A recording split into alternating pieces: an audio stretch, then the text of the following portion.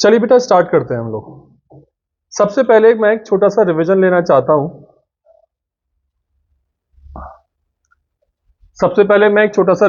चाहता हूं। जिसमें मैंने आप लोगों को यह बताया था कि चार अहम मुद्दे हैं कैश फ्लो पढ़ते वक्त। पहला ऑपरेटिंग एक्टिविटी डिस्कस करेंगे अभी, दूसरा इन्वेस्टिंग, तीसरा फाइनेंसिंग एक्टिविटी, चौथा कैश एंड कैश इक्विवेलेंट्स। जब हम बात करते हैं इन्वेस्टिंग की तो हम बात करते हैं अपनी बैलेंस शीट के नॉन करंट साइड्स की, नॉन करंट एसेट्स साइड्स की। और जब हम बात करते हैं फाइनेंसिंग की तो हम बात करते हैं नॉन करंट लाइबिलिटीज वाले पार्ट्स की, इक्विटी एंड लाइबिलिटीज वाले पार्ट की। एक बात जो है मुझ पर मेरे पर ओनस था कि मुझे आप लोगों को बताना है, वहां पर जो चीजें वर्किंग कैपिटल लोन्स थे वो चीजों को भी हमने फिनेंसिंग का पार्ट बनाया था। ये बात मैंने आप लोगों से कहा था कि मैं आपको बताऊंगा, तो I need to make one rectification, जहां पर मैं अब आप लोगों को बता रहा हूं लोन्स के फॉर्म में जो भी चीजें आप लोग उठाएंगे, whether that is covered in non current liabilities and equity and liabilities वाला पार्ट, एंड जो चीजें करंट लाइबिलिटीज में लोन्स से एसोसिएटेड हैं लाइक वर्किंग कैपिटल लोन्स और कैश क्रेडिट्स, वो भी आपकी फाइनेंसिंग एक्टिविटीज में ही ग्रुप करी जाएंगी। ठीक हो गई बात। यहां पर मैं अब बात कर रहा था वर्किंग कैपिटल्स की। वर्किंग कैपिटल में करंट एसेट्स और करंट लाइबिलिटीज, ये ग्रीन साइड्स हैं, ये किसका पार्ट है? ऑपरेटिंग का। और एक बात और है जो ऑपरेटिंग में निकालने में हमें मदद करेगी। कौन सी साइड है वो? क्या बात है वो? Profit and loss account. Profit and loss account से हमें पता चलेगा नेट प्रॉफिट। नेट प्रॉफिट के अंदर हम चेंजेस करेंगे बगैर आइटम्स के, non cash non operating items के, तो पता चलेगा हमें नया वाला नाम operating profit before working capital changes. फिर उसके बाद हम करेंगे adjustment for working capital changes. तो फिर उसके बाद हमें पता चलेगा कैश फ्लो फ्रॉम ऑपरेशंस। फिर हम वापस से एक्स्ट्राऑर्डिनरी आइटम्स इसमें से सब्ट्रैक्ट करेंगे, टैक्सेस सब्ट्रैक्ट करेंगे, तो हमें पता चलेगा cash generated from operating activity. अच्छे से डिस्कस करेंगे इस बात को। जब हम बात कर रहे थे ऑपरेशंस में, तो हम लोगों को ऑपरेटिंग एक्टिविटी का प्रॉफिट पता करने के लिए सबसे पहला स्टेप क्या जरूरत है? सबसे पहला काम क्या करना होता है? नेट प्रॉफिट का पता लगाना है। नेट प्रॉफिट का पता लगाने के लिए कहां जाने की जरूरत है हमें? PNL appropriation account. पीएनएल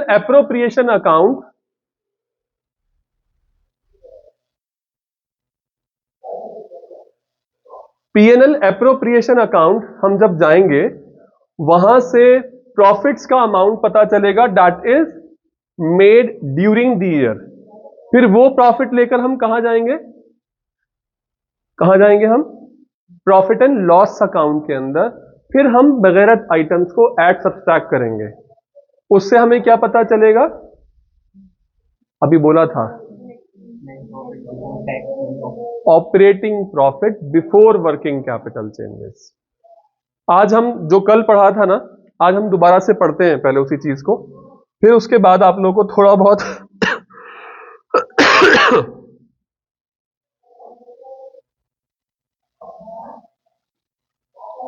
सबसे पहले हम लोगों ने क्या काम किया बच्चा? नेट प्रॉफिट का पता लगाया। नेट प्रॉफिट कैसे पता लगाएंगे साहब? पीएनएल एप्रोप्रिएशन अकाउंट बना के उसके कुछ ओपनिंग और क्लोजिंग बैलेंसेस दे रखे हैं।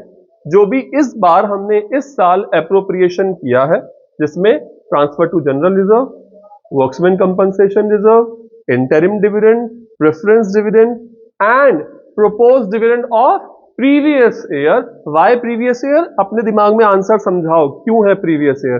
क्योंकि हमारी एजीएम इस साल जो हुई है वो पिछले साल की हुई है, और हमने सारे प्रॉफिट्स इस बार वो निकाले हैं जो हमने पिछली बार कमाए थे इस वाले ट्रंक से। ये सब काम करने के बाद वही टॉफी वाली अप्रोच लगाकर हमें यह मालूम चला कि हमें इस बार कितने का प्रॉफिट हुआ है। उस प्रॉफिट के अंदर हमने कुछ एडजस्टमेंट्स करे बगैरती के एडजस्टमेंट्स करने के बाद, नॉन कैश नॉन ऑपरेटिंग के हमने एडजस्टमेंट्स करने के बाद हमें एक वस्तु मालूम चली जिसका नाम था operating profit before working capital changes. अब जो लोग मेरी क्लास पहली वाली एकदम फर्स्ट वाली क्लास वो अगर समझ चुके हैं तो वो लोगों को मालूम है कि करंट एसेट्स और वर्किंग कैपिटल की सख्त लड़ाई है। अगर करंट एसेट्स बढ़ते हैं तो वर्किंग कैपिटल घटती है, अगर करंट एसेट्स बढ़ते हैं वर्किंग कैपिटल घटती है। लेकिन करंट लायबिलिटीज की और वर्किंग कैपिटल की दोस्ती है। अगर करंट लायबिलिटीज बढ़ती है वर्किंग कैपिटल बढ़ती है, अगर करंट लायबिलिटीज घटती है वर्किंग कैपिटल भी घटती है। इस पर हमने बहुत डिटेल डिस्कशन किया था, पूरी एक या 1.5 क्लास अराउंड लगाई है, इस वजह को समझा है कि ऐसा क्यों होता था। आज हम लोग इन सारी बातों को क्लब करेंगे और मैं इन सारी बातों से आज आप लोगों को यह बताऊंगा कि how it works, cash flow from operating activity कैसे होता है। तो हमारे दिमाग में सबसे पहला स्टेप है for finding out profit and loss account.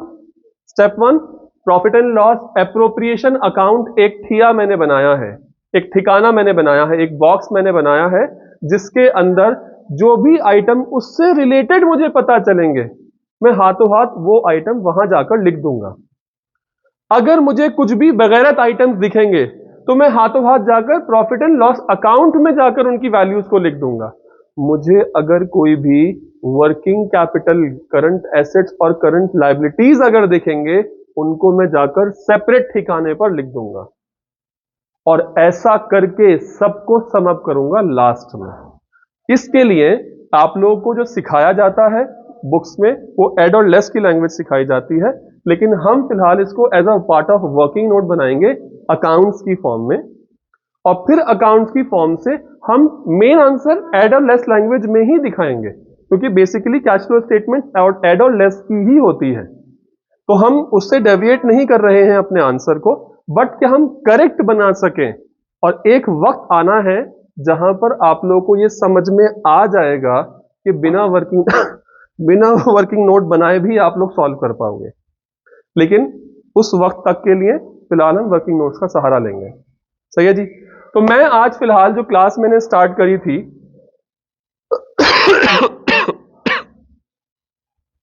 मैंने जो आज क्लास स्टार्ट करी थी वो एक अहम डिस्कशन से स्टार्ट करी थी। मैंने परसों क्लास स्टार्ट करी प्रपोज्ड डिविडेंड से, उसको हमने अच्छे से समझा। कल हमने पढ़ा प्रोविजन फॉर टैक्सेशन, उसको अच्छे से समझा। आज एक बहुत अहम सवाल है कि जो गुडविल है पहले वाले केस में ये क्या हो रही है, बढ़ रही है। गुडविल बढ़ कैसे सकती है मेरा बच्चा? गुडविल किसी की परचेज करी है। I think you are good, आपने बिल्कुल ठीक बोला इस बात को। लेकिन दूसरे केस में गुडविल हमने बेच दी, है ना? यही बात है, गुडविल हमने बेच दी। क्या हम गुडविल बेच सकते हैं? गुडविल हम अगर बेचेंगे that will be self generated goodwill. क्या हम सेल्फ जनरेटेड गुडविल को रिकॉर्ड कर सकते हैं? हाँ, गुडविल लेके जा रहा। मैं क्या पूछ रहा हूं, क्या मैं गुडविल बेच सकता हूं? तो गुडविल तो बिकती है। आप जब किसी की गुडविल खरीदोगे तो किसी ना किसी गुडविल तो कोई ना कोई तो बेचेगा। बेचने के लिए मेरे पास 10 टॉफीज हैं, उसमें से मैंने आपको 5 दे दी, तो 10 में से 5 घट गई। 5 सॉरी मैं कह रहा हूं 6 टॉफीज मैंने आपको दे दी, तो 10 में से मैंने 6 आपको दे दी, 4 मेरे पास है। I will now recorded 4। लेकिन सवाल यह है क्या मेरे पास 10 टॉफीज हैं? क्या मैं अपनी गुडविल को सेल्फ जनरेटेड गुडविल बनाकर अकाउंट फॉर कर सकता हूं? जब मैं अकाउंट फॉर नहीं कर सकता तो मेरे पास तो 10 टॉफीज है ही नहीं, फिर मैं कैसे आपको दे सकता हूं? तो ये सब्सट्रैक्ट क्यों हो रही है? ये बात तो पता है ना आपको, अकाउंटिंग स्टैंडर्ड हमने पढ़ा था इससे रिलेटेड, फिक्स्ड एसेट AS10 होता है, बहुत सारी चीजें इंटेंजिबल एसेट्स का भी अकाउंटिंग स्टैंडर्ड है, वहां पर भी हम लोगों ने अच्छे से समझा हुआ है इस बात को। तो मैं ये कह रहा हूं, जब कोई चीज मेरी है ही नहीं, जब मैं उसको बुक्स में रिकॉर्ड कर ही नहीं सकता, तो उसको मैं कैसे कह सकता हूं कि वो मेरे पास से कम हो गई? एमोर्टाइजेशन, मतलब मैंने कुंदन की गुडविल को खरीदा था, अब कुंदन के लिए वो गुडविल उनकी बुक्स में थी या नहीं थी, that was a different story. लेकिन मैंने कुंदन की गुडविल को खरीदा था, गुडविल के लिए मैंने 2 लाख रुपए दिए थे, सॉरी 3 लाख रुपए दिए थे। अब वो जो मैंने पैसे दिए हैं कुंदन की गुडविल खरीदने के लिए, because I am paying it, it will not be called as self generated goodwill, it will be recorded as acquired goodwill. आप लोग मेरी बात समझे हो? अब एक बात बताओ, कुंदन का नाम मैंने खरीद लिया, सही है जी, कुंदन मेरा ब्रांड है। अब उस नाम को, सिर्फ नाम की वजह से मैं कितने समय तक फायदा उठा सकता हूं? डिपेंड सर, 2 साल, 3 साल। अगर मैं आप लोगों को कहूं कि कुंदन मैंने आज से खरीद लिया है, ठीक है, तो आपको ना वहां पर मिठाइयों का टेस्ट, वहां की साफ सफाई, वहां का स्टाफ, वहां का मैनेजमेंट ऑब्जर्व करते करते लगभग 1-1.5 साल लग जाएंगे। और हो सकता है कि आप में से कुछ लोग ये कहें कि पहले वाले कुंदन ज्यादा अच्छे थे, अब ये कुंदन को क्या हो गया, कैसा बेकार हो गया है, ये बेकार है। इसका मतलब क्या है? ये वो मोमेंट है जहां पर गुडविल अब असर नहीं कर रही, बट अभी ऑब्जर्वेशन सिर्फ आपने किया है, जनरल पब्लिक ने नहीं किया। जिस दिन ये एंटिसिपेट कर लिया जाएगा कि ओवर द क्राउड ये बात प्रिडिक्ट करी जा चुकी है कि कुंदन अब वो नहीं रहा जो पहले था, उस दिन हमारे लिए ये 3 लाख रुपए का एसेट दिखाना इज ऑफ नो यूज, क्योंकि हमारे लिए कोई भी फ्यूचर इकोनॉमिक बेनिफिट नहीं देके जा रहे हैं ये 3 लाख। अब सपोज दैट ये वक्त जो है वो 3 साल मान लेता हूं मैं, आप लोग मेरे साथ है ना, बच्चा लोग बिल्कुल कनेक्ट बना पा रहे हैं मेरे साथ अच्छे से? तो मैं ये कह रहा हूं कि कुंदन के लिए नाम के लिए जो मैंने 3 लाख रुपए पे करे थे, इसके लिए 3 साल एक ऐसा वक्त है कि सबको पता चल जाएगा कि साहब अब कुंदन सिर्फ दिखने का कुंदन है, ये हसन ने खरीद लिया है। इसका मतलब यह है कि मुझे मालूम है कि ये एसेट 3 साल के बाद खत्म हो जाएगा। जब मुझे पता है कि ये एसेट 3 साल के बाद खत्म हो जाएगा, this asset has a useful life of 3 years and I need to write it down, and this ledger should contain a balance of ₹0 at the end of 3rd year. ये जो मैं बैलेंस को काट रहा हूं, ये मैं क्या कर रहा हूं? I am amortizing. I am basically, you can, in a rough language, you can say that I am depreciating my intangible asset. I am depreciating my goodwill. But कोई भी चीज जो दिख नहीं सकती है वो डेप्रिशिएट कैसे हो सकती है? तो better word is amortizing of goodwill. I am amortizing my goodwill. तो जब भी कभी भी आप लोगों को ये लगे कि पहले गुडविल थी बट वो अब नहीं रही, इसका मतलब यह है during the year I amortized goodwill of ₹2 lakhs. What accounting entry I have passed?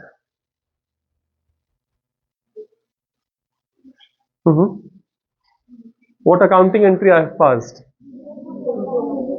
Goodwill to? Goodwill तो क्रेडिट होगा, बट डेबिट क्या होगा? डेबिट क्या होगा? Amortisation account. गुडविल तो क्रेडिट होगा, गुडविल तो घटाया जा रहा है, बट डेबिट क्या होगा? एग्जैक्टली करेक्ट, पीएनएल डेबिट कर देंगे, बात खत्म है। हमारा डेप्रिसिएशन को जब रिकॉर्ड करते हैं तो क्या करते हैं आप? नॉक डाउन करने के लिए PNL account debit to depreciation. हाँ, डेप्रिसिएशन ने एक एसेट की वैल्यू को भी खत्म किया है, that's a different story, but फिलहाल डेप्रिसिएशन जो नजर आ रहा है उसको तो हम नॉक डाउन करते हैं ना प्रॉफिट एंड लॉस अकाउंट में आकर। Same happens to him also, profit and loss account debit to amortisation of goodwill, बात खत्म। अब सुनो बात, writing off for goodwill is a बगैरत आइटम और अ इज्जतदार आइटम? सवाल सुना, समझे मेरा?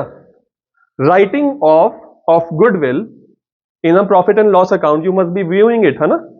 मेरा सवाल यह है कि इज दैट अ बगैरत आइटम और अ इज्जतदार item? Why that so? Non cash, non cash. समझे मेरी बात?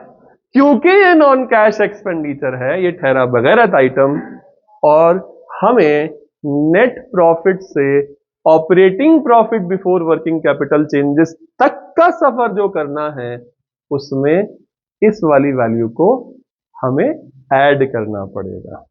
ऑल्दो ये वैल्यू घट रही है, लेकिन उसके बावजूद भी हम इस वैल्यू को नेट प्रॉफिट में ऐड करेंगे, बिकॉज ये एक बगैरत आइटम है, नॉन कैश आइटम है। बट अगर ये होगा तो क्या करेंगे? तो सर इसको इनकम मान लेंगे फिर। नॉन कैश नहीं है ये, अच्छा है, नॉन कैश है। आ रहे हैं, जा रहे हैं, आ रहे हैं, ये सब लोग तो कह रहे हैं कि आ रहे हैं। अच्छा, मतलब आपके पास अगर मशीनरी आती है तो आपके पास पैसे आते हैं। आप वर्किंग कैपिटल के बारे में बात मत करिए ma'am, it's a non current item. आपने फिलहाल अपनी जो अप्रोच इस वक्त लगाई वो डेटर्स की लगाई, डेटर्स अगर बढ़ रहे हैं तो पैसे आ रहे हैं, आप वर्किंग कैपिटल का जैक लगा रही हैं यहां पर, वो मत करिए। फिलहाल हम डिस्कस कर रहे हैं non current item. Non current assets में कोई चीज अगर हमारे पास आ रही है तो क्यों आ रही है भैया? हमारे पास से कैश गया है, डेफिनेटली कैश गया है, तभी तो वो आ रही है। तो मैं कह रहा हूं गुडविल अगर बढ़ी है तो गुडविल बिना पैसों के बढ़ गई क्या? मैंने कुंदन को 3 लाख रुपया दिया है यार, तभी तो गुडविल पैसे बढ़ाए यहां पर। इसका मतलब क्या हुआ? मेरा पैसा, एग्जैक्टली बेटा, वेरी गुड, मेरे पास से पैसा गया है, 3 लाख गया है, ऑपरेटिंग, इन्वेस्टिंग, फाइनेंसिंग, कैश और कैश इक्विवेलेंट्स। एब्सोल्युटली करेक्ट, बात ही खत्म हो गई। तो इसका मतलब क्या हुआ सर? गुडविल अगर बढ़ेगी तो इन्वेस्टिंग में बुरखा उड़ा के लिखा जाएगा। क्यों? क्योंकि पैसे जा रहे हैं, गुडविल आ रही है, ठीक है ना? और अगर गुडविल अगर घटेगी तो इन्वेस्टिंग में नहीं जाएंगे, कहां जाएंगे फिर? पीएनएल में बगैरत आइटम्स के साथ बैठे हुए होंगे। अरे ये कैसा अजीब बहरूपिया एडजस्टमेंट है सर। अगर वहां प्लस होता था तो यहां माइनस होता था, यहां माइनस होता था तो वहां प्लस होता था। ये क्या बात कर रहे हैं आप कि अगर ऐड हो रहा, अगर गुडविल ऐड हो रही है तो इन्वेस्टिंग में बुरखा पहने बैठी है, और अगर गुडविल सब्सट्रैक्ट हो रही है तो पीएनएल में बगैरत आइटम्स के साथ बैठी हुई है, being a non cash item. यही इसका कड़वा सच है, और ये ऐसा एडजस्टमेंट है अच्छे अच्छों को समझ नहीं आता। आपकी बुक में क्या लिखा हुआ है आप पढ़िएगा प्लीज। ये तो खैर मेरे वर्ड्स हैं। We must have acquired someone's goodwill and definitely we must have paid for it or we are about to pay for it, and that's the reason it's our investing activity. ठीक है जी? Goodwill अगर घट रही है, goodwill acquired earlier is amortized from the revenue profit over its useful life.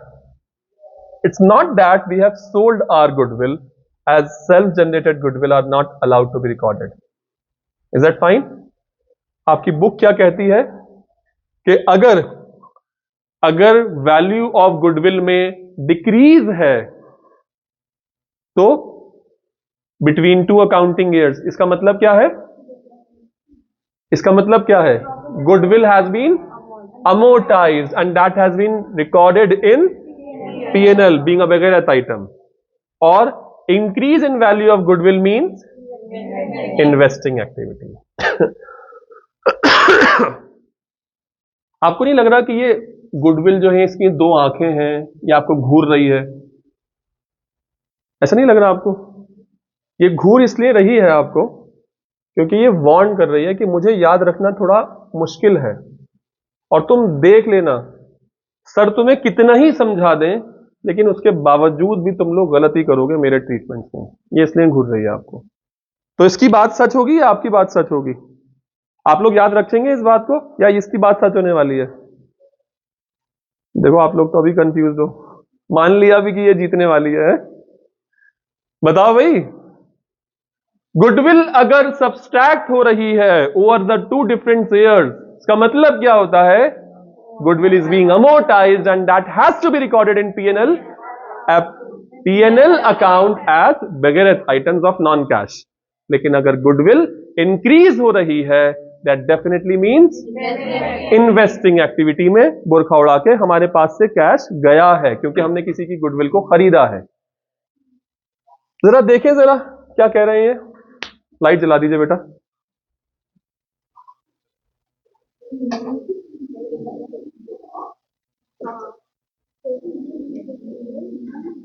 देखिए जरा कौन से आपको बेगैरत लग रहे हैं, कौन से इज्जतदार लग रहे हैं। सर इसने तो हमें कल बहुत परेशान किया था। Net profit before tax and extraordinary item, ये तो खुद ही बता रहे हैं कि भैया इनका अमाउंट क्या है। तो स्टेप 1 तो पता ही चल गया हमें, स्टेप 1 के लिए तो कोई प्रॉब्लम ही नहीं रही। अब हमें स्टेप 2 पता करना है बगैरत वाले आइटम्स के बारे में। जरा बताइए operating profit before working capital changes क्या आने वाले हैं?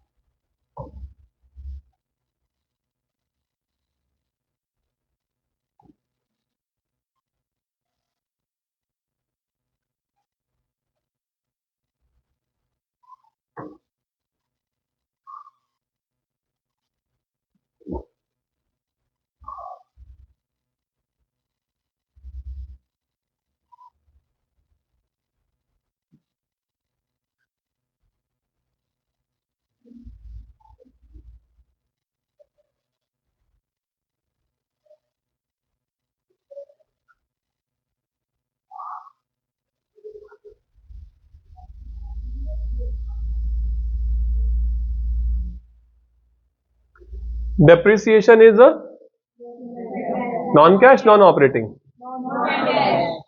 Interest on borrowings, non-operating. Goodwill amortized, loss on sale of machinery,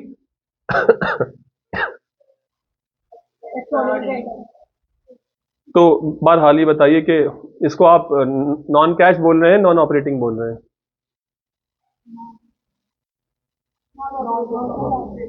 premium on redemption of debentures,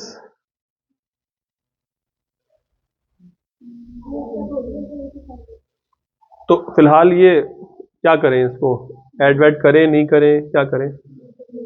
हाँ, तो इसका मतलब नेट प्रॉफिट जो आया है वो इसको सब्सट्रैक्ट करने के बाद नहीं आया है।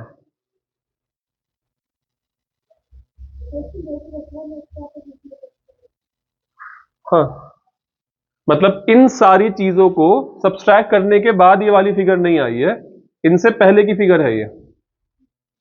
ऐसा कहना चाह रही हैं आप? नहीं, प्लीज समझिएगा, एक मिनट समझिएगा प्लीज मेरी बच्चा। मैं क्या बोल रहा हूं कि ये जो फिगर आ रही है ये इन सारे आइटम्स को डिडक्ट करने के बाद आई है, ट्रीट करने के बाद आई है, या इन सबसे पहले है? पहले है। आपने कभी प्रॉफिट एंड लॉस देखा है? उसमें ये loss on sale of machinery लिखा हुआ देखा है कभी? तो जब नेट प्रॉफिट निकालते हैं तो इसको डिडक्ट नहीं करते आप लोग, तो नेट प्रॉफिट इन सब चीजों के बाद है या इन सब चीजों से पहले है? आप तो कह रही हैं पहले है। नहीं, ये कंफ्यूजन है, बच्चों को कंफ्यूजन होता है। अच्छा, वो डिस्कशन चल रहा है इस बात पे। Before tax and extraordinary items, बहरहाल जो एक्स्ट्राऑर्डिनरी आइटम्स वो हैं, कौन से हैं, नहीं हैं, उन सब चीजों के बारे में बाद में बात होगी। लेकिन मैं ये कह रहा हूं ये सारी चीजें हैं, इन सब चीजों को डिडक्ट अभी तक कर दिया गया था, इस वजह से अब वो हमारा प्रॉफिट आ रहा है, नेट प्रॉफिट वाला, ये वाली फिगर। अब हमें ये समझना है कि अगर वो बगैरत है तो उसको हमें ऐड बैक कराना है, और अगर हमें वो ऑपरेटिंग और कैश लग रहा है उसको इज्जतदार कह के छोड़ देना है। बस मैं इतना कह रहा हूं फिलहाल, अभी करिए।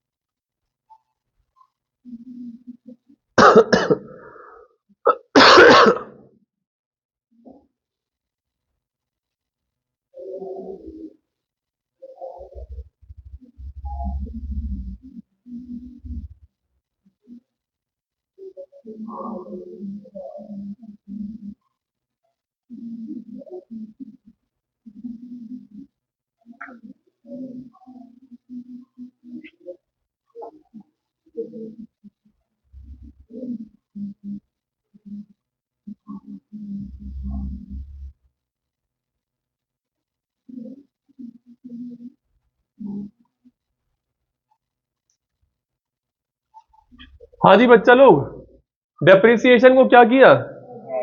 ठीक है, नेक्स्ट इंटरेस्ट ऑन बोरोइंग्स, ये प्रॉफिट एंड लॉस अकाउंट में बैठा हुआ था। ठीक है, गुडविल अमोर्टाइज्ड बैठा हुआ था, ये भी। Loss on sale of machinery profit and loss account में था या नहीं था? नहीं था। था। मतलब loss on sale of machinery, मुझे ऐसा लगता है आप लोगों को अभी आइडेंटिफिकेशन एक्स्ट्राऑर्डिनरी आइटम्स वाला थोड़ा सा परेशान कर रहा है शायद, कि कौन सी चीजें एक्स्ट्राऑर्डिनरी आइटम्स हैं, कौन सी चीजें एक्स्ट्राऑर्डिनरी आइटम्स नहीं हैं। आई थिंक ये बात आप लोगों को परेशान कर रही है, यही बात है। जो चीज कभी कभार भूले भटके इत्तेफाक से सालों में, सदियों में इत्तेफाक से होती है और हम ये नहीं मानते हैं कि वो दोबारा होगी, उनको हम एक्स्ट्राऑर्डिनरी कहते हैं। जैसे आग लग जाना, जैसे गुडविल अमोर्टाइज्ड नहीं, तो सर होगा, आगे भी होगा। एडवर्टीजमेंट, बेटा एडवर्टीजमेंट भी होगा ही, that will not be I think in extraordinary item. अब मैं इंटरेस्ट ऑन बोरोइंग्स कहूं तो ये तो फाइनेंसिंग का पार्ट है, तो होगा ही होगा, तो इसको हम एक्स्ट्राऑर्डिनरी नहीं बोल सकते हैं। Premium on redemption of debentures, ये सोच के बताओ,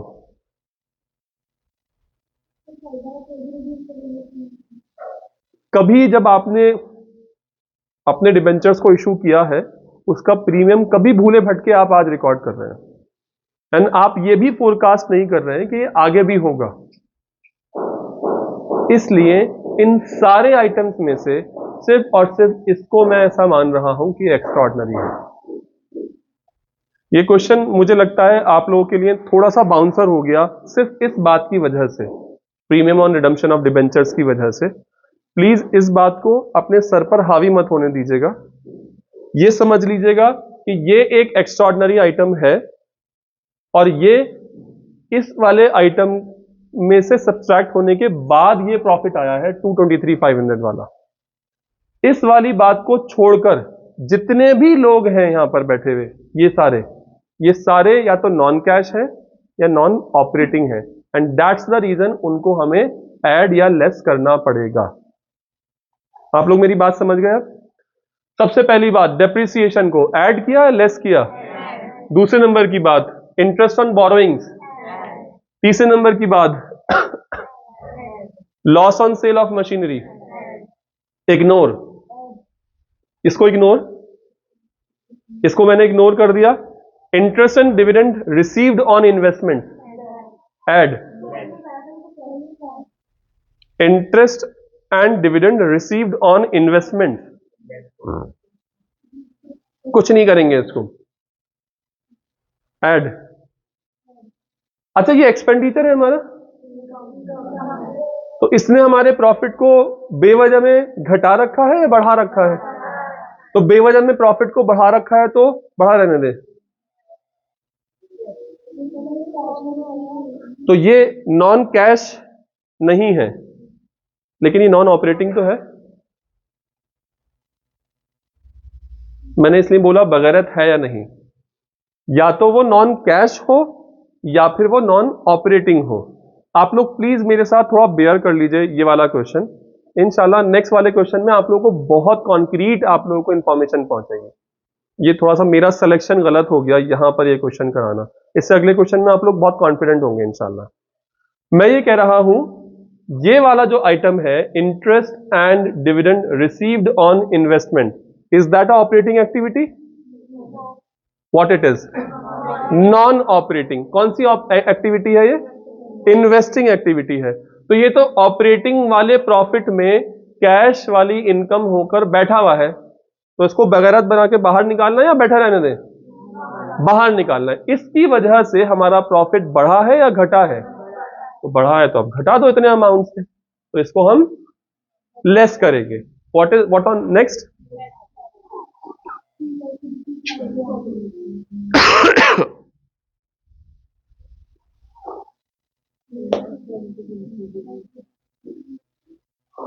देखिएगा, डेप्रिसिएशन आपने ऐड किया है,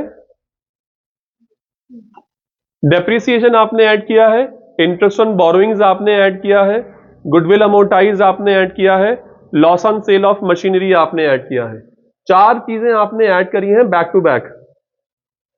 प्रीमियम को आपने इग्नोर किया है क्योंकि वो ऑलरेडी इसमें से सब्सट्रैक्ट किया जा चुका है। ये बात ठीक हो गई। Interest and dividend received on investments आपने लेस किया है, profit on sale of investment भी आपने लेस किया है। तो चार चीजें हमने ऐड करी हैं, दो चीजें हमने सब्सट्रैक्ट करी हैं फ्रॉम 223,500। मुझे प्लीज बताइए फाइनल आंसर क्या आ रहा है?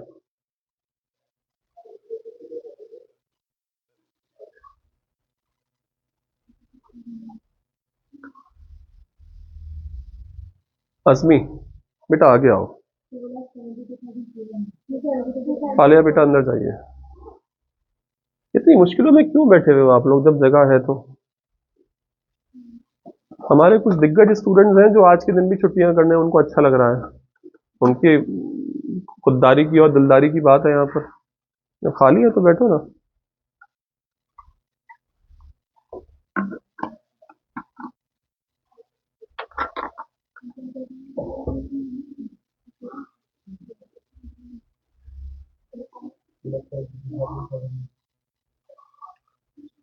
हाँ जी बेटा,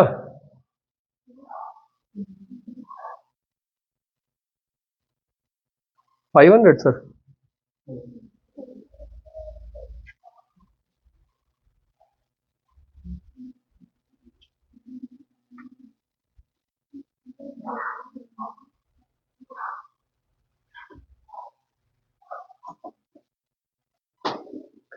प्लीज इसके बाद नोट जरूर लिखिएगा इस वाली बात के लिए, premium on redemption of debentures वाली बात के लिए, कि हमने इसको इग्नोर क्यों किया है। लिख लिया है?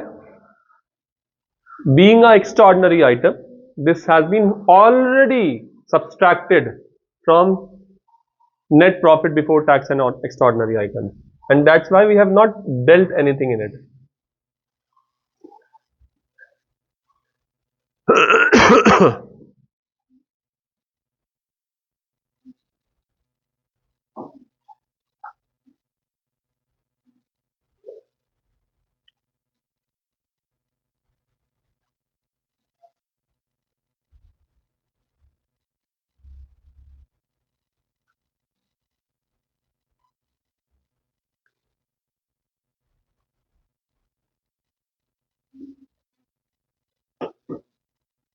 हाँ जी बच्चा, हो गया? हो गया बच्चा? मेरा सवाल, डेप्रिसिएशन को ऐड क्यों किया गया? जाफरीन बताएंगी। शाबाश, क्योंकि वो नॉन कैश है। इंटरेस्ट ऑन बोरोइंग्स को ऐड क्यों किया गया? अलीजा बताएंगी। क्योंकि वो नॉन ऑपरेटिंग है, फाइनेंसिंग का पार्ट है। गुडविल अमोर्टाइज्ड को क्यों रिकॉर्ड किया गया? ये बात फरहा बताएंगी। नॉन कैश है, okay. Loss on sale of machinery को क्यों मैंने रिकॉर्ड किया है यहां पर? उमर बताएंगे। क्योंकि ये नॉन ऑपरेटिंग है। कौन सी एक्टिविटी का पार्ट है ये? इन्वेस्टिंग का पार्ट है। शाबाश। Interest and dividend received on investments, Wajiha Faizi बताएंगी। क्यों मैंने लेस किया है इसको? ये बगैरत क्यों ठहरा?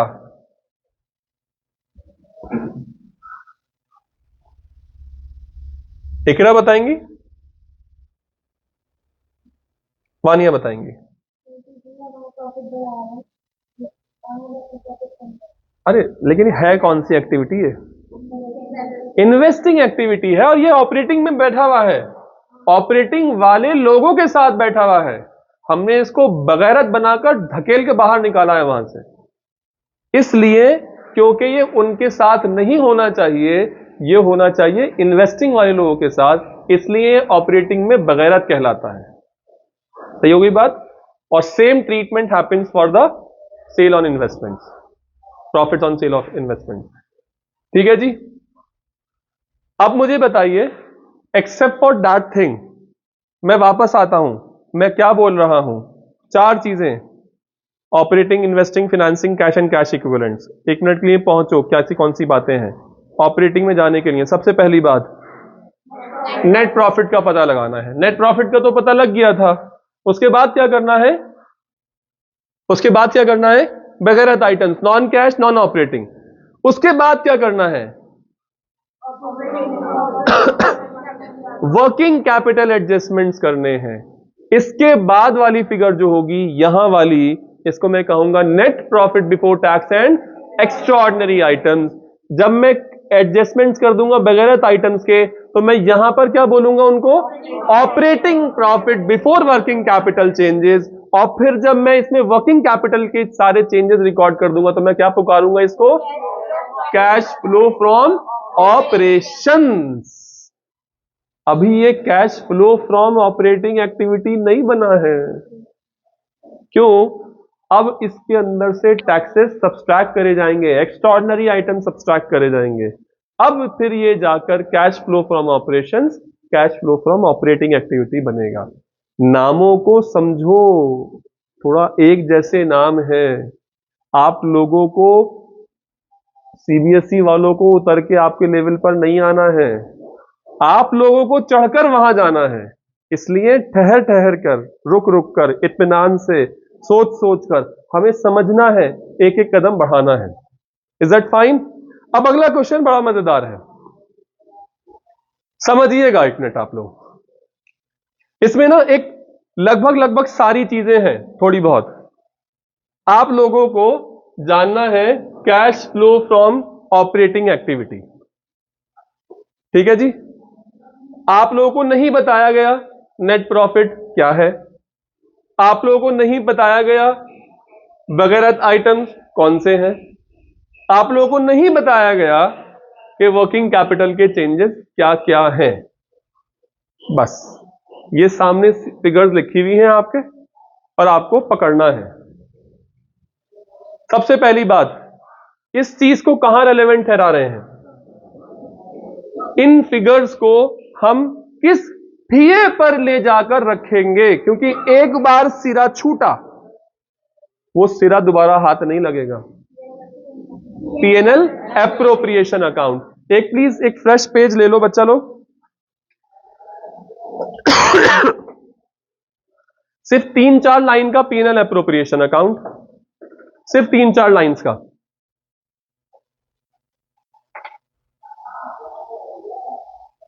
उसके नीचे बना लेना पीएनएल अकाउंट,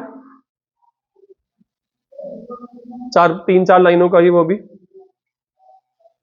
और उसके नीचे बनाएंगे हम adjustment for working capital changes.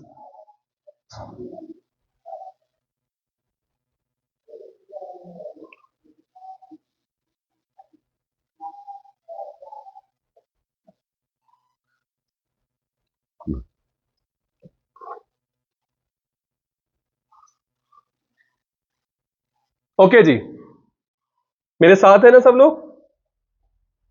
तो ये पहला वाला पार्ट तो मैंने एप्रोप्रिएशन में डालने का सोचा है। दूसरा वाला पार्ट कहां पर रेलेवेंट है? ये इकरा बताएंगी, अनुषा बताएंगी। पीएनएल में जाएगा बिल्स रिसीवेबल। फारिहा बताएंगी ये बिल्स रिसीवेबल कहां का रेलेवेंट है?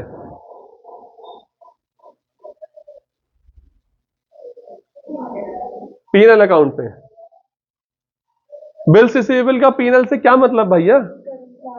करंट एसेट्स है, करंट लायबिलिटीज है भैया, ये वर्किंग कैपिटल चेंजेस वाले पार्ट्स हैं। आप लोगों को ऐसे ही सोचना है, हाथों हाथ मार्क करना है क्वेश्चन में। अगर ऐसा नहीं करोगे ना परेशान हो जाओगे बहुत। तो मैं क्या बोल रहा हूं, bills receivable is a working capital वाला पार्ट। तो इसके अंदर मैं बोल रहा हूं वर्किंग कैपिटल। एक्यूमुलेटेड डेप्रिसिएशन बगैरत आइटम, ठीक है ना? तो मैंने यहां पे बगैरत आइटम में नॉन कैश लिख दिया इसको।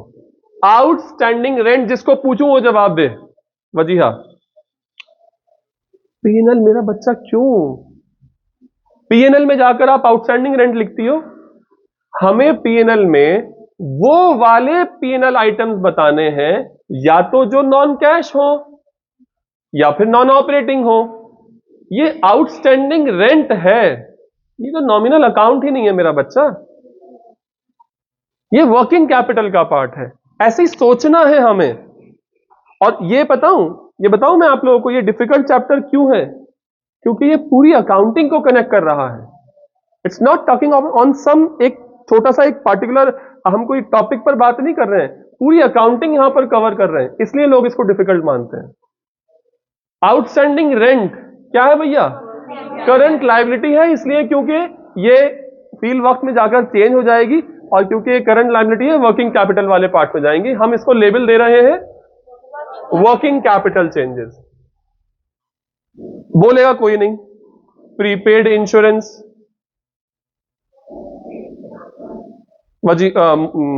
जाफरीन शाबाश, क्यों? ये क्योंकि करंट एसेट है। गुडविल, समझो आराम से देखो गुडविल के साथ क्या हो रहा है।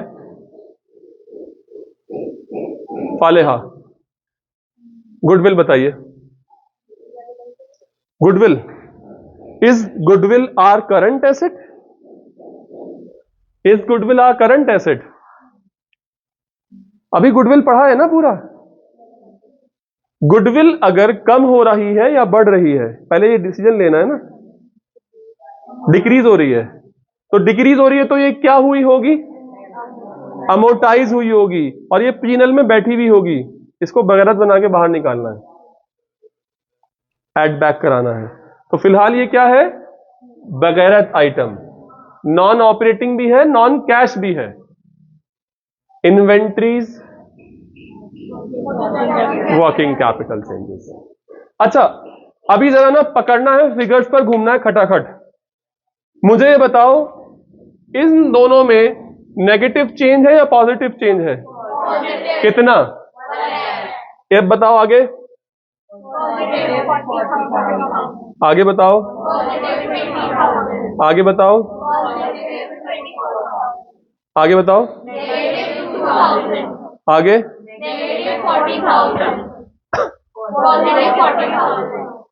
अब आपके पास हैं कुछ ठिकाने जिसमें है पीएनएल अप्रोप्रिएशन, जिसमें है पीएनएल अकाउंट, और तीसरा है adjustment for working capital changes. आप लोग खुद ट्राई करो, सिर्फ इनको लिख दो, कनेक्ट मत करना। ये फिगर्स आप कहां कहां सोचते हो लिखने की वो लिख दो बस। मैं भी कनेक्ट करने को नहीं कह रहा कुछ भी। पीएनएल एप्रोप्रिएशन अकाउंट के अंदर ये मत लिखिएगा, ये दोनों figures by balance brought down to balance carried down करके लिखिएगा।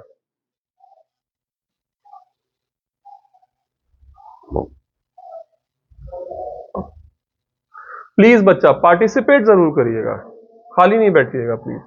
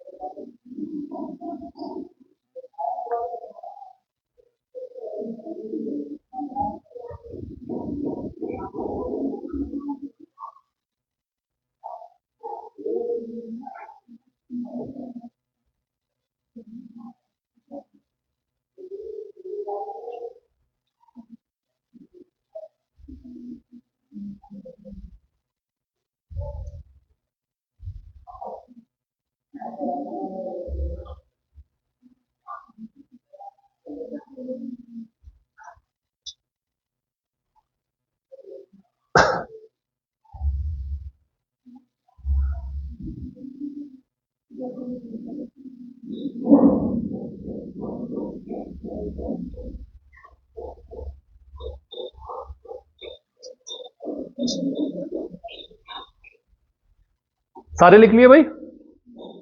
सारे आइटम को ट्रीट कर लिया भाई? बताओ जल्दी बताओ, मत चलो।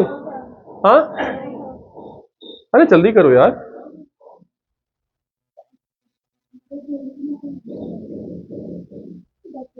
हम पूरा क्वेश्चन डिस्कस करता हूं मैं।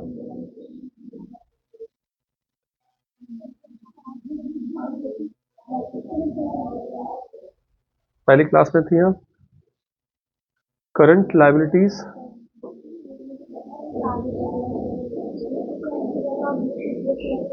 हमें ना यहां से यहां जाना है बस।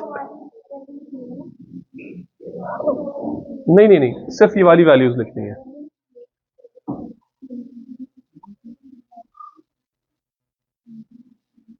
मैं आगे बढ़ सकता हूं? हाँ बेटा लोग, मैं बढ़ूं आगे? अब देखो क्या करा मैंने ये ठिकाने बनाए, मैंने भी जैसे आप लोगों ने बनाए वैसे ही मैंने बनाए। सबसे पहला काम क्या करना था मुझे? सबसे पहला काम तो मुझे ये बैलेंसेस उठाने थे 2 लाख और 3 लाख वाले। मैं यहां आया, मैंने लिखा by balance brought down to balance carried down. ठीक है, अभी और कुछ नहीं किया मैंने, सिर्फ ये बैलेंसेस इनकॉर्पोरेट कर लिए। इसके बाद बिल्स रिसीवेबल कहां लिखूं? वर्किंग कैपिटल में। इंक्रीज इन करंट एसेट्स में या डिक्रीज इन करंट लायबिलिटीज में?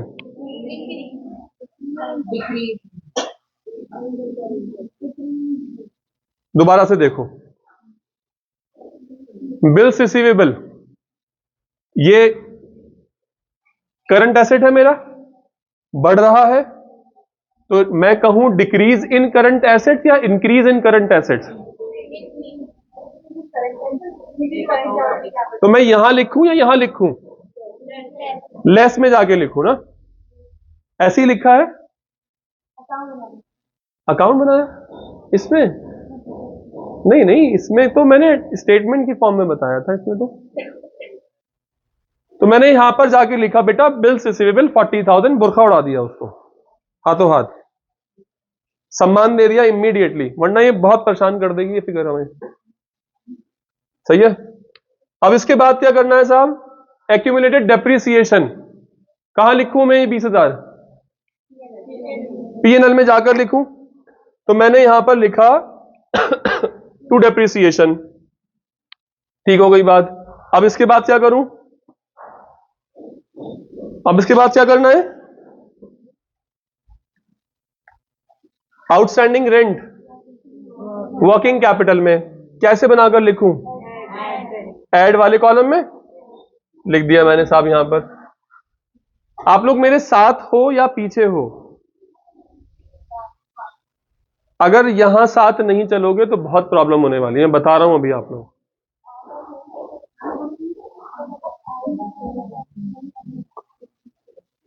ये बेटा प्रेजेंटेशन है, बेटर है आप ऐसे दिखा दोगे ना तो बाद में आप ही को आसानी होगी, अगर सबको मिक्स करके रखेंगे ना तो फिर फिगर्स को कैलकुलेट करने में प्रॉब्लम होगी।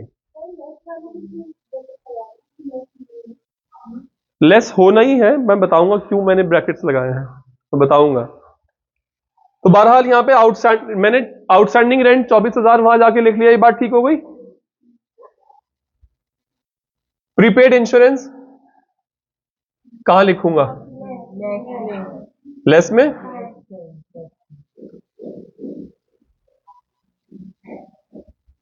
लेस तो हुआ है लेकिन लेस वाले कॉलम में,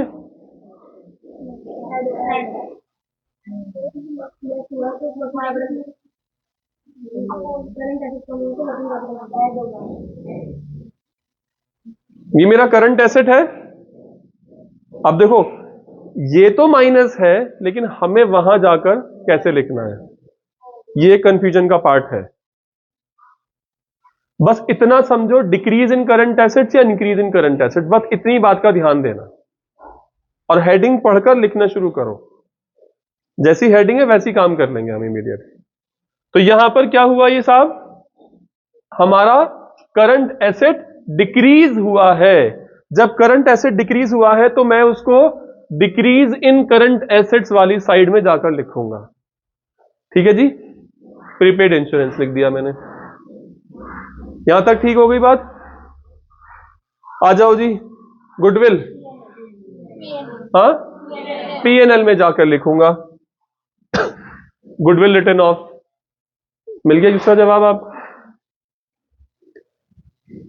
इन्वेंट्रीज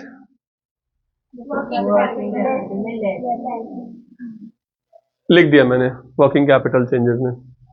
यहां तक किस किस का सब कुछ ठीक था, कहां गलत हुआ, हाँ एंड कर रह गया था, तो टाइम तो सफिशिएंट था यार।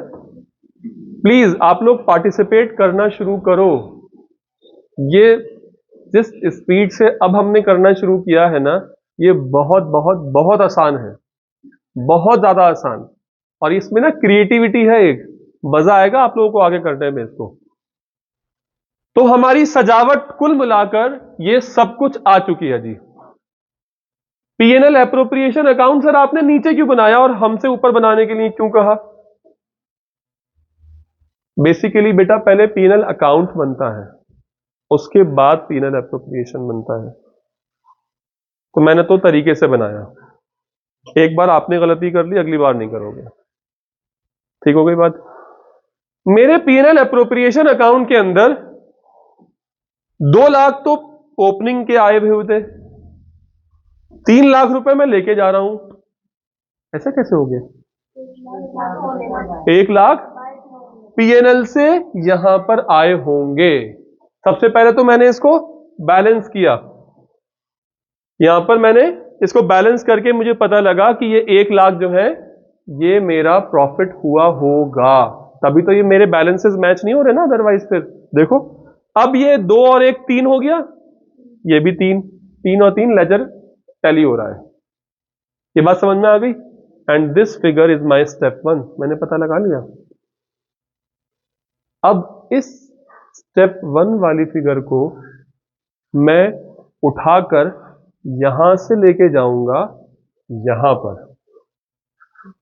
लेकिन एक्चुअल में क्या हुआ होता है, ये फिगर यहां आती है, लेकिन मुझे तो पता नहीं था, मैंने तो ये पता लगाया पहले। अब यहां से मैं इसको ऊपर लेके जा रहा हूं, इसीलिए मैं कहता हूं इनडायरेक्ट अप्रोचेज में हम रिवर्स बैक कैलकुलेशंस करते हैं। यहां से पता लगा के हम ये एस्टिमेट कर रहे हैं कि अच्छा हमें 1,00,000 रुपये का प्रॉफिट हुआ होगा। अच्छा ऐसा हुआ क्या? हाँ, तो ये मैंने ये बात बताई कि ये वाली फिगर उठाकर मैंने यहां पर लिखी है, to profit and loss appropriation में भेजी हुई है 1,00,000 रुपए। यहां तक बात ठीक हो गई। अब यहां पर मिल गया मुझको 2 बगैरत आइटम। अगर ये 2 बगैरत आइटम मेरे प्रॉफिट में नहीं आए होते तो वो जो प्रॉफिट होता वो इज्जतदार प्रॉफिट होता। उस इज्जतदार प्रॉफिट का नाम क्या है? नेट प्रॉफिट तो 1,00,000 है। उस इज्जतदार प्रॉफिट का नाम क्या है? Operating profit before working capital changes. Please बेटा लोग याद कर लो इस बात को। उस इज्जतदार प्रॉफिट का नाम क्या है? Operating profit before working capital changes. अब मैं क्या करूं? लेजर को टैली करके बताओ कैसे करोगे। ये मैंने 1,60,000 यहां पर किया यहां पर भी किया, ये मेरा स्टेप 2 तैयार रखा हुआ है यहां पर। लेजर तो टैली करना आता है, करो फिर। मुंह क्या देख रहे हो मेरा?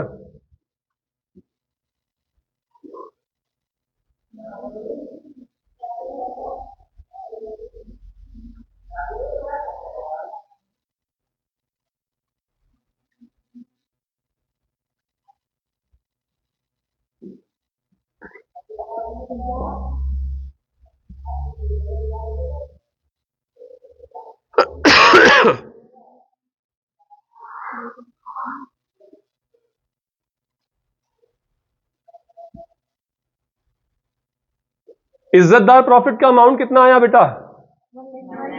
1,60,000। Operating profit before working capital changes 1,60,000 आ गया। सब लोग साथ हैं मेरे?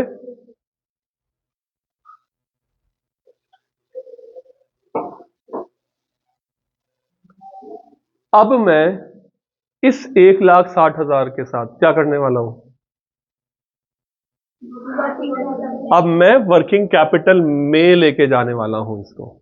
मैं यहां से इसको लेके जा रहा हूं वहां पर। स्टेप 3 के साथ मैं अब काम करने वाला हूं।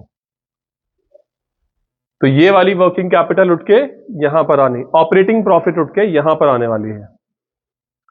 अब मैं इन सब का टोटल एक फिगर बना लूं, इन सब के टोटल की एक फिगर बना लूं ताकि मुझे आसानी हो जाए कैलकुलेशन में। और यहां पर भी मैं एक फिगर बना लूं, नीचे वाली डिक्रीज वाली फाइल में भी 80,000। अब बताओ मुझे 160 प्लस 26 माइनस 80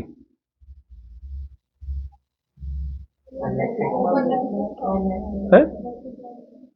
ब्रैकेट वाली बात। अगर मैं यहां पर इस पे ब्रैकेट्स नहीं लगाता तो एक आपको साइलेंट अजम्पशन होता कि इन वाली वैल्यूज को 160 प्लस 26 प्लस 80 करना है।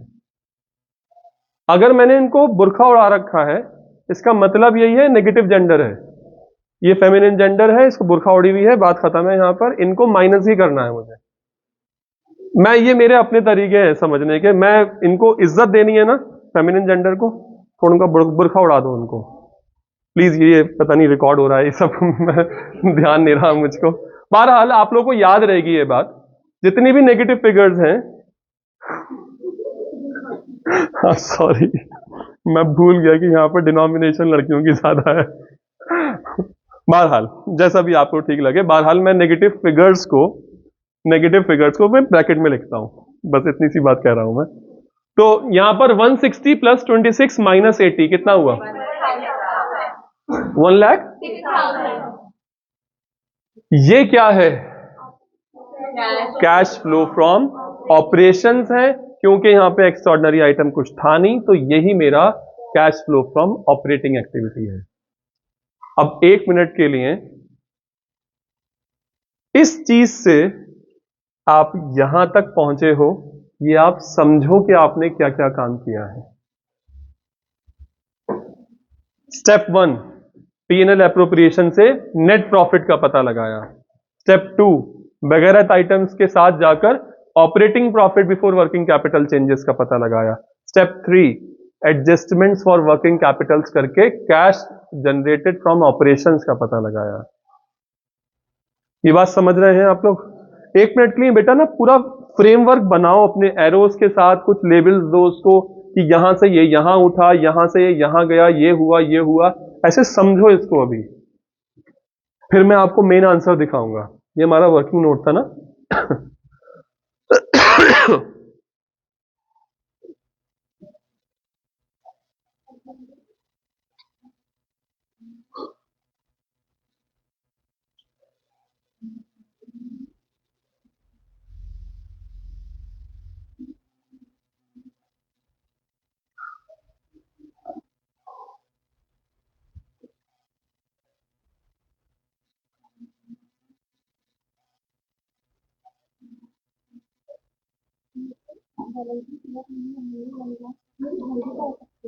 और हो सकती है, बिल्कुल हो सकती है, तो वो लॉस का कहलाएगा, बिल्कुल लॉस जाएगा, यहां पर आएगा।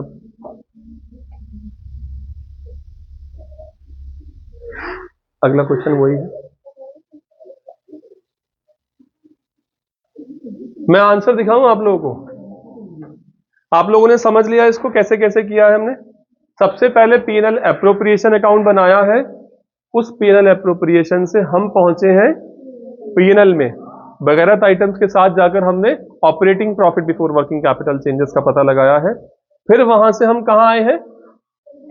Adjustment for working capital changes, उससे हमें क्या पता चला है? Cash flow from operations. बस अब यहां पर एक्स्ट्राऑर्डिनरी और टैक्स वाली चीजों को जब सब्सट्रैक्ट करेंगे, तब हम कहलाएंगे इसको cash flow from operating activity. थोड़ा नामों के साथ छेड़छाड़ नहीं कर सकते यार, इसलिए थोड़ा सा मोनोटोनस ज्यादा होगा, इसमें मैं और लॉजिक्स क्रिएट नहीं कर सकता। देखिएगा प्लीज 1 मिनट।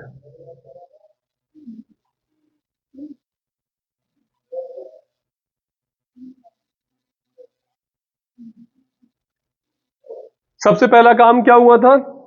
आप लोगों ने जो काम किया था अभी, आपने 1 लाख रुपए का पता लगाया था। देखिए इन्होंने एडलेस करके पता लगाया है। फिर आपने क्या काम किया? बगैरत आइटम्स को डील किया, इन्होंने भी यहां पर यही किया। फिर आपको क्या पता चला था? इज्जतदार profit, operating profit before working capital changes, इसने वही नाम दिया, देखिए आप। फिर उसके बाद क्या हुआ है? Adjustments for working capital changes, वो देख लीजिए आप यहां पर। तो उसको क्या कहला रहे हैं? Cash flow from operations. लेकिन क्योंकि यहां पर टैक्सेस वाली फिगर नहीं है और क्योंकि यहां पर एक्स्ट्राऑर्डिनरी आइटम्स नहीं है, तो जो कैश फ्लो फ्रॉम ऑपरेशंस है वही cash flow from operating activity है। मुझे प्लीज बताइए अगर आप लोगों को कोई कंफ्यूजन है तो। बेटा बात नहीं किया करो, और खास तौर पर तब जब मैं पढ़ा रहा हूं, मुझे ना गुस्सा आता है अंदर से। फिर तो आप मुझसे पूछ सकती हैं, आप हाथ उठा सकती हैं, ये हंसने का क्या ताल्लुक है इस बात से? फिर अच्छा लगेगा मैं भरी क्लास में आपको उठाकर कहूंगा कि यहाँ पर आकर बैठिए।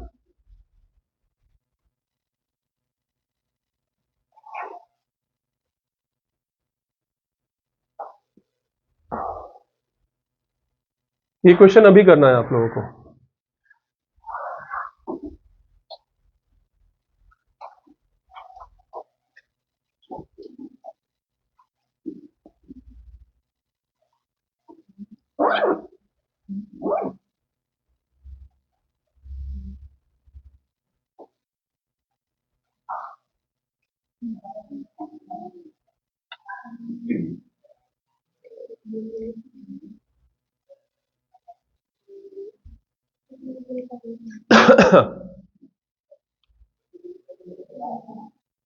फॉर्मेट्स रेडी हैं।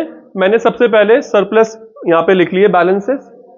उसके बाद ट्रेड रिसीवेबल्स के लिए मैंने क्या करा, ऐड ग्रीन वाला में रेड वाले में, ग्रीन वाले में जाके मैंने ट्रेड रिसीवेबल्स लिखे। फिर उसके बाद आउटस्टैंडिंग रेंट कहां, लेस में यहां पर लिख लिया। गुडविल को क्या करना है, इग्नोर करना है, क्योंकि गुडविल अमोर्टाइज नहीं हुई है, गुडविल एक्वायर करी गई है और वो हमारी इन्वेस्टिंग में से कैश फ्लोज गए हुए होंगे। फिर उसके बाद प्रीपेड इंश्योरेंस लेस वाले कॉलम में कहां है, ये आ गया prepaid insurance. Trade payables less, ये भी हो गया। अब क्या करना है, अब सब चीजों को समेटना है। तो यहां से हमें पता चला कि लॉस है या प्रॉफिट है, कितना है लॉस, 10,000 का लॉस हो गया, ये आ गया लॉस। ये लॉस उठाकर मैंने क्या करा, यहां पर लेके गया हूं, ये लिख दिया मैंने प्रॉफिट लॉस एप्रोप्रिएशन में, प्रॉफिट एंड लॉस अकाउंट में 10,000 का लॉस। मैंने नेगेटिव फिगर लिखी है, आप लोग यहां आप लोगों ने लिखा होगा, आप लोगों ने उसको यहां लिखा है ना लॉस को। मैंने फॉर्मेट सेम थे तो मेरी फॉर्मेट्स के सेम के साथ साथ मैंने यहां पर माइनस लगा दिया, लेकिन आपका यहां लिखना ज्यादा बेटर है। मेरी वाली को चीज को कॉपी मत करिएगा, आप लोग यहां लिख लीजिए 10,000। कोई आइटम है यहां पर आपका, कुछ भी नहीं है, तो क्या होगा, operating profit before working capital changes, operating loss before working capital changes, कितना 10,000। तो operating loss before working capital changes, मैंने प्रॉफिट लिखकर माइनस की फिगर लिखी है, लेकिन आप लोग ये लिखेंगे operating loss before working capital changes. अब बताइए टोटल ऑफ ग्रीन साइड कितना है, 12,000। Total of red side 34,000। What is the net figure,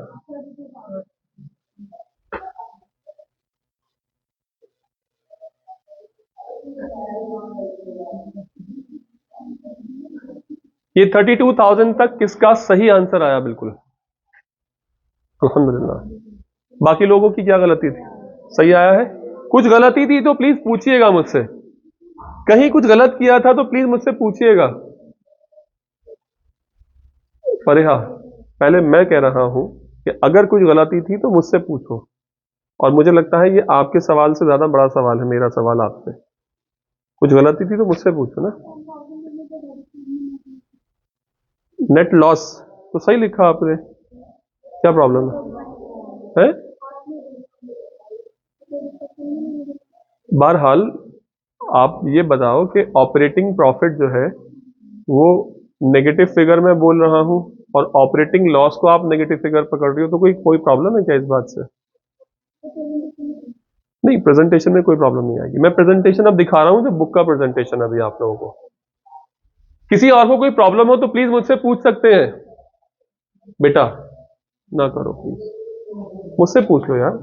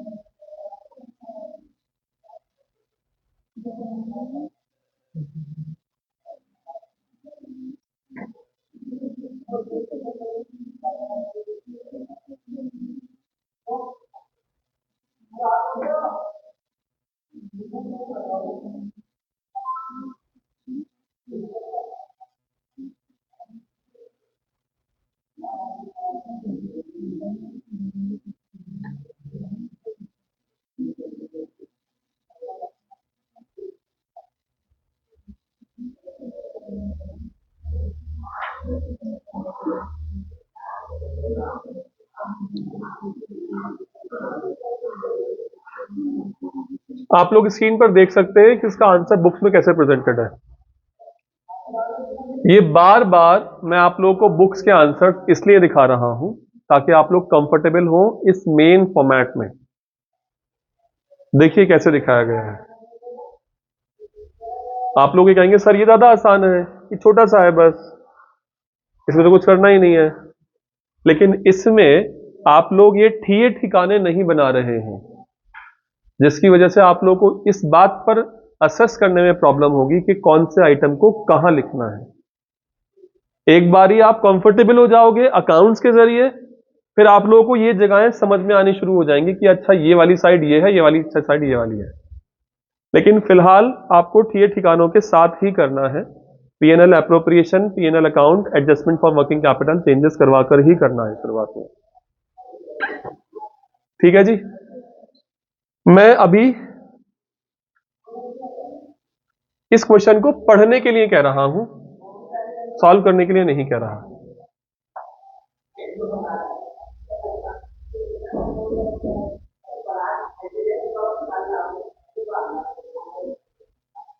इसमें प्रोविजन फॉर टैक्स भी है, इनकम टैक्स पेड भी है, इनकम टैक्स रिफंड भी है।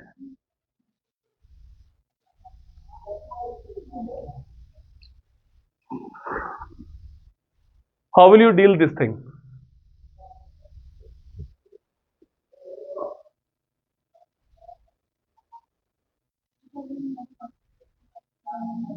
उसके लिए कौन सी फिगर इंपॉर्टेंट समझेंगे? नेट इनकम टैक्स को। इस साल आपने इनकम टैक्स जो पे किया है वही अप्रोप्रिएट किया है। पहले प्रोविजन पकड़ेंगे। इस साल हमारे लिए नेट प्रॉफिट जानने के लिए हम profit and loss appropriation account के अंदर इनकम टैक्स पेड नहीं लिखेंगे, हम लिखेंगे प्रोविजन फॉर टैक्स। और ये जो रिफंड आया है ना, इसको भी हम profit and loss appropriation account में ही लिखेंगे। एक बारी जब यहां से हम आगे बढ़ जाएंगे, नेट प्रॉफिट का पता लगा लेंगे, फिर हम पहुंचेंगे पीएनएल अकाउंट के अंदर, वहां से हम एडजस्टमेंट्स कराएंगे और फिर कैश फ्लो फ्रॉम ऑपरेशंस के बाद नेट इनकम टैक्स पेड जो है वो माइनस कराएंगे और फिर हमें पता चलेगा cash flow from operating activity. आप लोग मेरी बात समझ पाए हो या नहीं समझे हो? अभी ये ठिकाने समझ में आ रहे हैं? पीएनएल एप्रोप्रिएशन अकाउंट बनाना है, पीएनएल अकाउंट बनाना है। इसमें बताओ net profit after tax and dividend कह रहे हैं ये, यानी कि प्रोविजन फॉर टैक्स इसमें सब्सट्रैक्ट किया जा चुका है ना। हमें PNL net profit before tax, after tax नहीं चाहिए, before tax and extraordinary items चाहिए। मैं एक ही बात बार बार बोले चले जा रहा हूं, मुझे नेट प्रॉफिट आफ्टर टैक्स नहीं चाहिए, मुझे नेट प्रॉफिट बिफोर टैक्स चाहिए। सही है जी। अच्छा, इनको रिफंड क्योंकि मिल चुका है, रिफंड इनको मिल चुका है, तो वो इन्होंने कहां लिखा होगा? इनकम्स में लिखा होगा। And that is a not a charge, that is a appropriation वाला पार्ट। तो डेफिनेटली इन्होंने एप्रोप्रिएशन में डाल दिया होगा रिफंड वाला पार्ट भी। Dividend declared approved by the share holder during the year, तो यही वाली फिगर पकड़नी है, इसको फिगर को छोड़ना है। आप लोग क्या डिसीजन ले रहे हो? अगर अप्रूव्ड और डिक्लेयर्ड वाली बात है तो फिर बेटा ये इंटरिम नहीं हो सकता। क्या कह रहे हैं सुनो ध्यान से, इन्होंने कहा ही नहीं कि दिस फाइनेंशियल ईयर और प्रीवियस फाइनेंशियल ईयर, इन्होंने ये कहा इस साल हमने जो डिविडेंड अप्रूव किया है उसकी फिगर इतनी है। अब वो तुम समझ लो वो प्रीवियस ईयर है या करंट ईयर है, तुम्हें इग्नोर करना है या पकड़ना है, अब तुम समझ लो इस बात को। क्या करोगे बताओ? इसको प्रीवियस ईयर का ही मान लेंगे। अरे इस साल तिजोरी में से निकल रहा है ना, तो इसका मतलब क्या है? तो पीएनएल एप्रोप्रिएशन अकाउंट में जाकर ही वैल्यू हम लिख देंगे। समझ में आई बात? नहीं आई समझ में बात? नहीं आई समझ में? मैं कह रहा हूं प्रोविजन फॉर डिविडेंड के अंदर कौन से वाले साल के provision for dividend is relevant previous year, उसका प्रीवियस ईयर का डिविडेंड जो है वो कब दिया जाता है और कब तिजोरी से निकाला जाता है इस करंट फाइनेंशियल ईयर में। तो इसने जो है बड़ी चालाकी के साथ ये बात नहीं बताई कि ये जो डिविडेंड दे रहा हूं वो पिछले साल का है या इस साल का है। ये बस इतना कह रहा है कि इस साल मैंने अपनी तिजोरी से इतना डिविडेंड अलग निकाला और वो अप्रूव कर लिया गया। अब आप बताओ, आप इस फिगर को रेलेवेंट मानोगे या रेलेवेंट मानोगे? रेलेवेंट। इसका ठिकाना कहां है? PNL appropriation account. ठीक हो गई बात। डेप्रिसिएशन पीएनएल अकाउंट, क्यों? Non cash. Loss on sale of plant, loss on sale of plant नहीं यार, एक्स्ट्राऑर्डिनरी मत बोलो इसको। Non operating. Goodwill amortised, PNL, क्यों? Non cash. Gain on sale of land, non operating. आप लोग बोल नहीं रहे यार, क्या बात। मैं क्लास होल्ड कर दूं थोड़े दिन के लिए, अगर आप लोगों को टाइम चाहिए तो बताइए। आप लोग पार्टिसिपेट क्यों नहीं कर रहे यार? I am giving my best यार। सोचो इतने लेवल से मैं इतने लेवल से मैं आपको इतना नीचे लेकर आ रहा हूं, आप लोग थोड़ा पुश तो करो अपने आप को। अब कोई फीडर थोड़ी पकड़ानी है कैश फ्लो की, हाँ भाई दो बस हो गया, यहाँ पे शक करके हम समझ जाएंगे कैश फ्लो। थोड़े एफर्ट्स तो करने पड़ेंगे ना भाई। मैं क्या कह रहा हूं? Gain on sale of land, PNL में आइटम बैठा हुआ था ये। क्रेडिट साइड या डेबिट साइड? Credit side. इज्जतदार है बेगैरत है? बेगैरत है। क्यों? क्योंकि नॉन ऑपरेटिंग है। इसको बाहर निकालेंगे, इसके साथ इसको इज्जत मिलेगी वो एक बात की बात है, लेकिन फिलहाल ये ऑपरेटिंग में से तो बाहर निकाला जाएगा। इनकम टैक्स पेड है, पीएनएल एप्रोप्रिएशन में बेटा टैक्सेस पेड नहीं जाएंगे, जो इस साल आप प्रोवाइड करोगे, प्रोविजन बनाओगे, वो जाएंगे। और एक और अजीब बात है, इनकम टैक्सेस पेड जो हैं वो नेट ऑफ रिफंड्स लिखे जाते हैं। बताई थी मैंने बात आपको ये। तो नेट ऑफ रिफंड्स कैसे लिखे जाएंगे? जो भी माइनस, जो भी टैक्सेस पेड है प्लस रिफंड, जो भी टैक्सेस पेड है प्लस रिफंड। टैक्सेस पेड कितने हैं प्लस रिफंड कर लीजिए इसमें 90,000। हाँ, अरे माइनस का 50 प्लस का 40 माइनस का 10। नहीं समझे हो? अरे टैक्सेस पेड को बुरखा उड़ाओगे नहीं उड़ाओगे? कैश आउटफ्लो हो रहा है ना, नेगेटिव फिगर है ना, तो जब कैश आउटफ्लो हो रहा है तो माइनस का 50 लिखना था, लेकिन माइनस का 50 प्लस का 40, तो अब वो कितना हो गया? माइनस का 10। सही है। अगर आप लोग सिर्फ देख लो कि मैंने कैसे इसको सॉल्व किया, मैं करने को नहीं कह रहा हूं, तो फिर आप लोग इसको घर से करके लेकर आना। ठीक है, स्क्रीन पर देखो।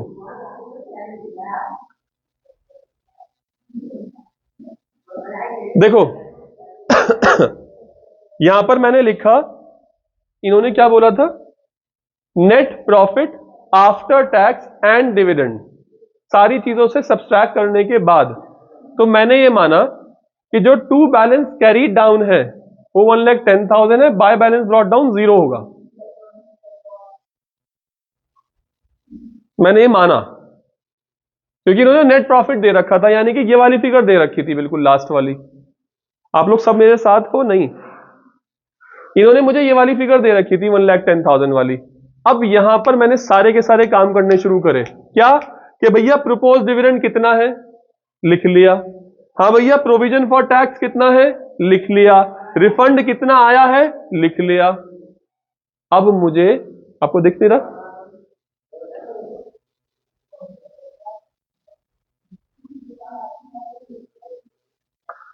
ये 1,10,000 था, जो मुझे प्रपोज डिविडेंड था लिख लिया, कहां गया, मैं पीछे आ गया क्या?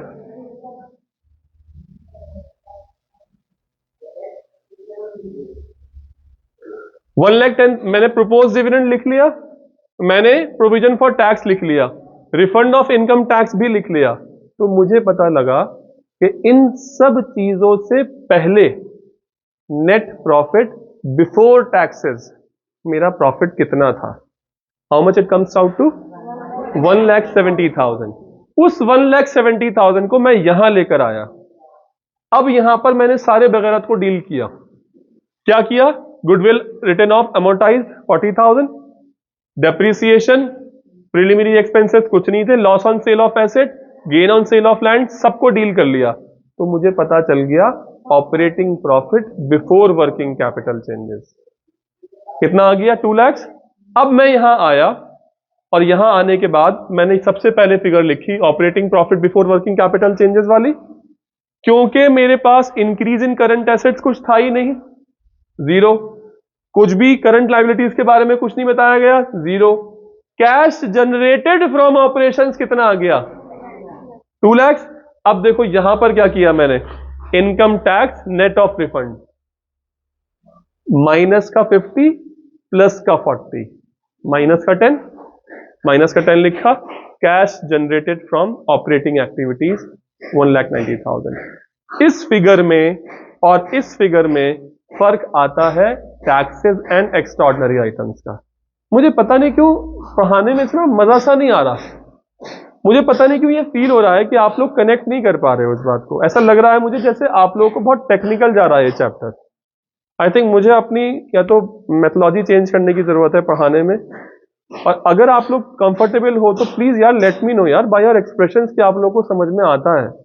मुझे प्रॉब्लम होती है आप लोगों के एक्सप्रेशन से, मुझे दिक्कत होती है, मैं समझता हूं कि शायद आप लोगों के तक मेरी बात नहीं पहुंच पा रही है। फिर प्लीज इसको मैं इसको फॉरवर्ड करूंगा ग्रुप में, आप इसको घर पे करने की कोशिश कीजिएगा। ये चीज थोड़ी सी टेक्निकल है, उसकी वजह यह है कि कुछ नाम आप लोगों के लिए नए हैं। Cash net profit before tax and extraordinary item, ये एक नया नाम है। थोड़ी बहुत दोस्ती हुई इससे। अब net profit before tax and extraordinary item, ये कैसे पता चलता है? पीएनएल एप्रोप्रिएशन अकाउंट से। फिर इसके बाद हमें एक दूसरा नाम पता चलता है, उसका नाम क्या है? Operating profit before working capital changes. ये कैसे नेट प्रॉफिट वाली बात को क्या करना पड़ता है जिससे हमें ऑपरेटिंग प्रॉफिट पता चले? बगैरत items non cash non operating, चाहे वो एक्सपेंडिचर्स हैं चाहे वो इनकम्स हैं, उनको हम डील करते हैं तो हमें पता चलता है operating profit before working capital changes. फिर तीसरा काम क्या है? वर्किंग कैपिटल एडजस्टमेंट, जिसमें करंट लायबिलिटीज की और वर्किंग कैपिटल की दोस्ती है। अगर हम ये कहें करंट लायबिलिटीज बढ़ी है, वर्किंग कैपिटल भी बढ़ी होगी। अगर हम कहें करंट लायबिलिटीज घटी है, वर्किंग कैपिटल भी घटी होगी। करंट एसेट्स की और करंट वर्किंग कैपिटल की लड़ाई है, वो इनवर्स डायरेक्शन में मूव करते हैं। फिर जब हम operating profit before working capital changes के साथ जब हम ये एडजस्टमेंट फॉर वर्किंग कैपिटल करते हैं तो हमें क्या नाम पता चलता है? Cash generated from operations. फिर इसके बाद हम इसमें से income tax net of refund minus करते हैं तो हमें क्या पता चलता है? Cash flow from operating activity. जितना मुश्किल ये कैश फ्लो फ्रॉम ऑपरेशंस हैं उतने ही आसान बाकी सारी चीजें हैं, क्योंकि जब cash flow from operations complete होता है तब तक फाइनेंसिंग और इन्वेस्टिंग कंप्लीट हो चुका होता है। तो ये समझ लीजिए कि लगभग 50% चैप्टर आप लोगों तक पहुंचाया जा चुका है। इस केस में आप लोगों को थोड़ा सा जो अनकंफर्ट नजर आ रहा है वो इसलिए लग रहा है क्योंकि आप लोगों को कुछ नई चीजें सीखने को मिल रही हैं और वो नई चीजें ना आप लोग कनेक्ट नहीं कर पा रहे हो। और मैं ये सोच रहा हूं कि अगर मैं आसान बनाऊं सिलेबस तो मैं गोल ओरिएंटेड ना छूट जाऊं। ऐसा ना हो कि हाँ जी आसान तो बना दिया चैप्टर को लेकिन वो वैसा नहीं बनाया जैसा इसको होना चाहिए था। तो मुझे वो वाला स्टैंडर्ड भी मेंटेन करना है। इन दोनों चीजों को साइमल्टेनियस मैं बहुत हद तक कोशिश कर रहा हूं कि मैं आप लोगों को आसान समझाऊं, लेकिन मेरा बच्चा आप लोगों को पार्टिसिपेट करना पड़ेगा इसमें। अभी हम 4-5 दिन इसी तरीके से स्पीड रखेंगे अपनी, और फिर हम एक फुल फ्लैश क्वेश्चन की तरफ मुड़ेंगे इंशाल्लाह। That's it for today, thank you very much.